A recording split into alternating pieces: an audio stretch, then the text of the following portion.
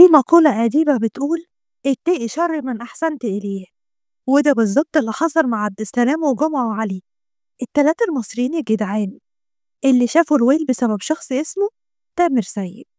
في البداية في قلب الدوحة، عبد السلام محروس، شاب من المنيا، كان مكافح وناجح جدا في شغله لحد ما قدر يبني نفسه ويأسس شركة مقاولات محترمة في قطر. مع الوقت قرر إنه يجيب أخوه الصغير جمعة محروس علشان يساعده في الشغل، وفعلا جمعة سافر وسكن مع عبد السلام. كان معاهم صاحبهم المهندس علي شعبان، شاب مصري من الفيوم. التلاتة كانوا معروفين وسط الجالية المصرية في الضحى بالجدعنة وحب الخير، ناس على نيتها بتساعد الغريب قبل القريب. اللحظة اللي غيرت كل حاجة كانت في إبريل 2023، وتحديدا تاني يوم رمضان. بعد ما التلاتة فطروا قرروا يتمشوا شوية في أحد شوارع الدوحة. فجأة شافوا شاب مصري حالته تصعب على الكافر، باين من هدومه وهيئته إنه مشرد ومكسور حرفيا. كان واقف في نص الشارع وعمال بيعيط. التلاتة وقفوا عنده سألوه: مالك يا صاحبي؟ انت مصري ولا ايه؟ حصل ايه؟ الشاب اللي كان مبلول من العرق والتعب قال بصوت متقطع: اسمي تامر محمد سيد، عندي 44 سنة، من شبرا الخيمة. كنت شغال مبرد سيراميك في مصر، لكن الدنيا جت عليا والديون زادت، فقررت اخد تأشيرة سياحية واجي قطر ادور على شغل. بس للأسف الفلوس خلصت ومش لاقي مكان انام فيه ولا حتى لقمة اكلها. الطبيعي لما تشوف حد مصري في غربة بالوضع ده قلبك هيحن. وده اللي حصل مع التلاتة الجدعان، عبد السلام وجمعة وعلي. ساعتها ما ترددوش لحظة، خدوه عندهم، ادوه أكل وشرب، خلوه ينام في شقتهم لحد ما يشوفوا له شغل. عدت الأيام وابتدت المشاكل. تامر كان بيظهر إنه راجل طيب وغلبان، بس في الحقيقة كان بيخطط لحاجة كبيرة جدا. جمعة كان الوحيد اللي حاسس إن في حاجة غلط في الراجل ده. كل ما يقعدوا مع بعض يلاقي تامر بيتكلم على الفلوس وكأني مستني منهم حاجة. لا بيصوم ولا بيصلي، حتى لما بيجتمعوا في الإفطار أو في السحور مع الجالية المصرية كان دايما بيتصرف بطريقة غريبة. بس عبد السلام وعلي كانوا بيحاولوا يقنعوا جمعة إنه مجرد مسكين ودايب بالدنيا ولازم نقف جنبه. عدت الأيام وابتدت الريحة تطلع. 25 يوم عايش معاهم، بياكل وبيشرب وبيتفسح، والتلاتة بيحاولوا يلاقوا شغل، لكن كل محاولاتهم فشلت. وهنا بدأت تظهر حقيقة تامر سيد. التلاتة الجدعان اللي وقفوا مع تامر في غربته أكلوه وشربوه، سقفوه في بيتهم، وكان السبب في إنه يعيش 25 يوم مرتاح بدل ما يبات في الشارع. لكن للأسف كانوا بيقوا تعبان. ليلة الجريمة البشعة، ليلة الغدر والخيانة.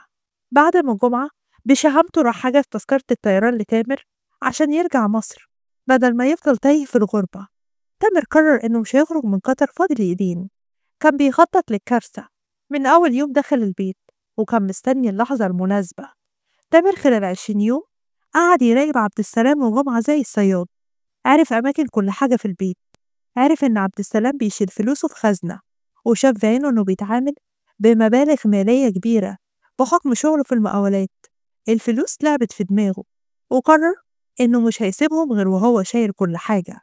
27 رمضان، آخر يوم لتامر في قطر، الليلة اللي هتخلص فيها القصة، لكن مش بالطريقة اللي كل الناس كانوا متوقعينها.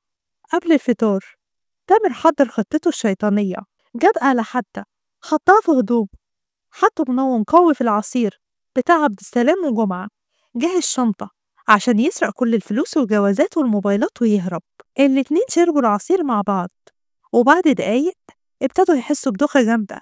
كان ساعة الفطار، وقعوا في الأرض مغيبين تقريبا. هنا الوحش أظهر وجهه الحقيقي. كان المفروض إن المنوم يخليهم نايمين تماما، لكن للأسف ما كانش قوي كفاية. جمعة فاق على صوت تامر وهو بيسرق البيت، لكنه كان دايخ وضعيف جدا بسبب تأثير المخدر. حاول يوقفه، لكن الكلب الغدار طلع الآلة وطعنه أكتر من مرة. عبد السلام حاول يقوم كمان، لكن حالته كانت زي أخوه، ضعيف ومش قادر يتحرك. تامر ما رحمش حد، طعنه هو كمان، ولما شاف إنهم لسه فيهم الروح مسك الآلة وذبحهم بدم بارد. بعد ما خلص عليهم ابتدى يسرق كل حاجة، الفلوس، الموبايلات، حتى الهدوم، حتى جوازات السفر خدها معاه. بعد الجريمة لبس هدوم جديدة عشان ما يبانش عليه أي آثار للدم، قفل الشقة وهرب وهو فاكر إن محدش هيعرف حاجة. بعد ما خلص تامر على التلاتة الجدعان اللي وقفوا معاه صندوق، افتكر إن خطته محكمة ومحدش أبدا هيكشفه.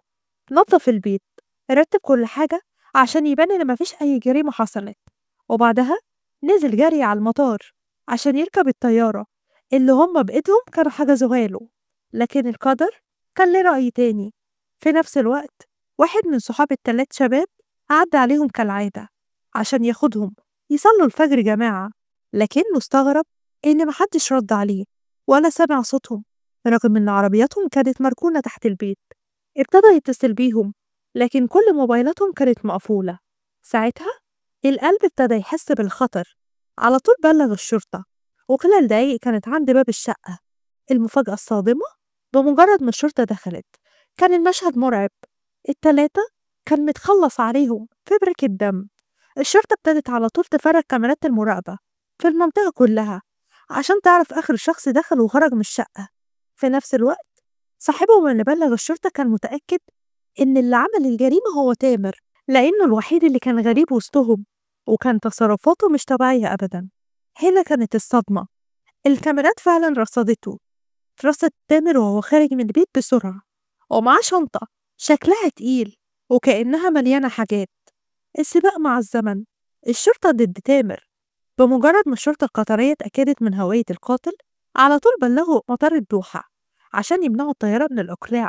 لكن للأسف الطيارة كانت خلاص طارت. لكن هل هرب؟ لا، الشرطة القطرية تعاونت مع الانتربول الدولي وبدأوا يتبعوا خط سير الرحلة. أين هبط تامر؟ في الكويت؟ لكن دي كانت مجرد ترانزيت، لأن الطيارة كانت مكملة على مصر.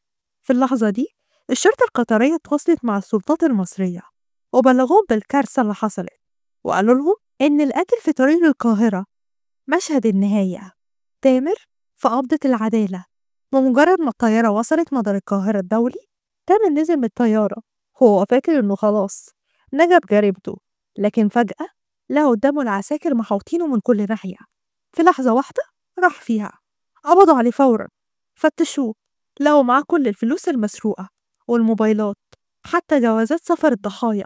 خدوه فورا على نيابة شرق القاهرة، وفي النيابة انهار تامر واعترف بكل حاجة حصلت بالتفصيل. لكن ما فضلش في مصر كتير، لأن الجريمة حصلت على الأراضي القطرية، فتم ترحيله فورا للدوحة عشان يتحاكم هناك. خلينا نقول إن الجدعانة والطيبة حاجة حلوة، لكن لازم تكون بحذر. مش أي حد يستحق إنك تدخله بيتك وتثق فيه ثقة عمياء. مش كل اللي بيبكي غلبان، أحيانا الدموع دي بتكون سلاح للخداع. لو حسيت إن حد تصرفاته غريبة أو مش مرتاح له، اسمع إحساسك وما تستهونش بيه. ولحد النهاردة قضية تامر سيد لسه ما اتحكمش فيها، لكن النهاية معروفة، الغدر دايما بيرجع لصاحبه. ربنا يرحم اللي ماتوا وربنا ينصر الحق. ولحد هنا انتهت حكايتنا. أتمنى الحكاية تكون عجبتكم. ما تنسوش اللايك على الفيديو والاشتراك في القناة، واستنونا في حكاية جديدة إن شاء الله. أشوفكم على خير.